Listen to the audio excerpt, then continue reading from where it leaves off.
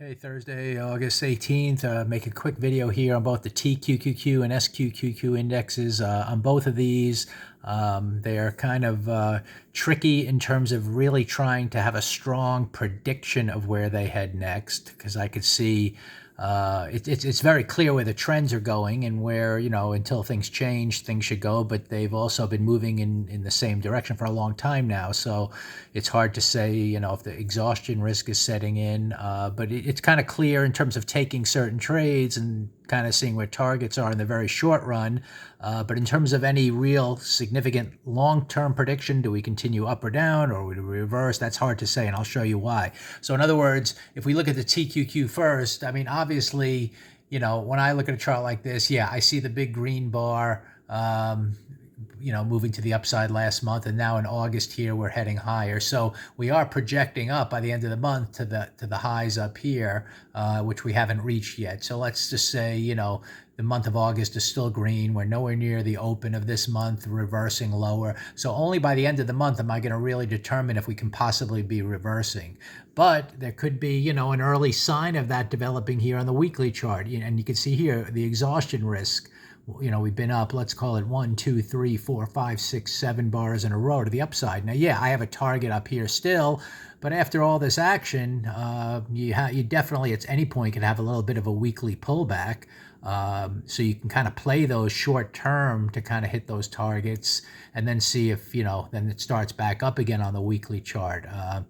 So in this case, I'm trying to see what today's the 18th. I'm trying to see how many trading days we have in the month. We have like 1, 2, 3, we have like 10 days or so to go. So there's still a lot of days to go. That'll amount to maybe 1 or 2 of these weekly bars. So if we do pull back and for a week or two, then you're not going to reach this monthly target here, and you might close the month, somewhere in the middle of this range. So, you have to kind of see how the end of August is developing. But anyway, so the fact is you could clearly see the trend is up, but what's happened here, we have like 3 days of just kind of pausing action, and now you have an inside bar. So you gotta, at this point, what I'm saying is the trend is up, so what you try to do is now try to play the breakout of that bar here, and you target up to this area, and then if that hits, you see if we reach this area. But if we kind of break to the upside on this inside bar and barely take out that bar, or can't even reach it, and then reverse, then you could start playing the downside. If you play the downside, on a failure to move up, then you want to see if this bar closes, red for the week. And if it does, then maybe for the next week, you'll get that pullback to this bar. So that could be 5 days of heading lower. So it's really just a matter of kind of playing it day by day, knowing the weekly chart is kind of still moving up to that area, but we're exhausted, so you can have pullbacks. And that's why this whole thing, I could show you a lot of other charts where it's very clear that we've made a new, monthly 2 up. And the weekly chart is clearly, in a great position to continue higher. And the daily chart shows a perfect, entry opportunity where very strong probability we're starting. Now, after this long move up, which on this chart is a monthly chart, it looks like it's taken many, many weeks. It becomes tricky to know how much continuation you can continue to get to that target right away versus having some kind of pullback. So to me, I'm still biased to the upside on a chart like this. I would ideally like to see a weekly pullback in here and then some kind of weekly reversal. And then at that point, all these daily, buy signals will be very clear to me. But at this point, just not as clear. I just kind of will have to play the way the daily chart goes. I'll be seeing if certain if you go short, for example, let's say tomorrow, you go below that bar, I really want to see that we close weak, and then I want to see follow through into next week towards that target. If we can't start reaching that target, then I'll be excited for any daily signal that starts up again, because I know this is really the monthly target. So I hope that makes some sense. And if I don't want to do the whole thing on the SQQQ, but if I do that, it's the same thing the opposite way.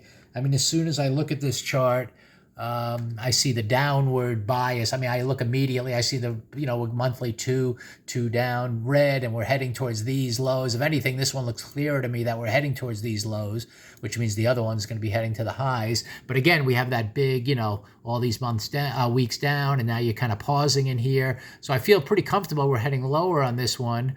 But again, I would have to play. So, you have the inside bar here. I would definitely play a downside breakout here and look to take out those lows again. But I could also see that you might have a little bit of a rally first, given these 4 or 5 weeks to the downside. So that's kind of my point. Again, big picture, the trend's still intact. I wouldn't be playing major revert. I wouldn't play this to the upside in any big way. I might try a few counter trend trades that develop on the daily chart just because of all this exhaustion, but I'd only expect them to reach, maybe I'd see if they reach their, weekly targets. And if not, I'd feel much more comfortable getting back with the trend down after we see some kind of pullback. So that's what that would be the ideal trade, on these charts. But for now, you're kind of in no man's land because they're exhausted. They haven't pulled back yet. And it's hard to know if they're going to continue for, more weeks in a row. So that's my opinion on these. And again, that's the way it is with the market in general right now. After such a rally